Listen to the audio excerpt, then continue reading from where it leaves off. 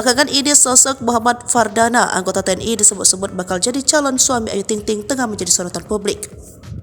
Kabar itu mencuat setelah kabar Ayu Ting Ting akan menggelar acara lamaran dengan seorang pria mencuat ke publik. Sosok pria yang ramai disebut akan melamar Ayu Ting Ting yakni seorang anggota TNI. Padahal Ayu Ting Ting sendiri belakangan sering digosipkan dekat dengan Boy William.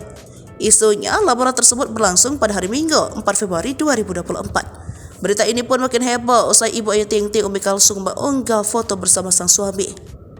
Abdul Razak menggunakan seragam berwarna coklat yang mereka tuan rumah sebuah acara. Dalam unggahan yang beredar di medsos, memperlihatkan potret undangan PDF yang bertulis nama Ayu Ting Ting. Saat itu nama Ayu Ting Ting bersanding dengan nama pria yang ditutupi stiker.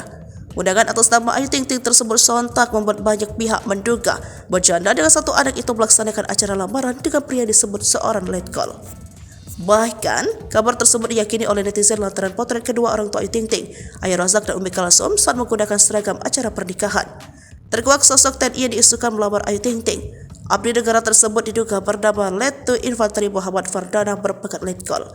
Sang TNI mempunyai paras yang tampan hingga bikin warga TikTok terpana. Rupanya, sebelum isu lamaran ini viral, diduga keluarga Ayu Ting Ting dan keluarga dari pihak pria pernah bertemu di Banyuwangi pada awal tahun ini. Hal ini diketahui dari unggahan akun TikTok Fabianti kemarin. Tampak ia menunjukkan foto dari anggota keluarga pihak pria di tempat yang sama dengan lokasi yang didatangi Ayu Ting Ting dan keluarga. Lokasi yang sejuk dengan latar pegunungan dan lautan.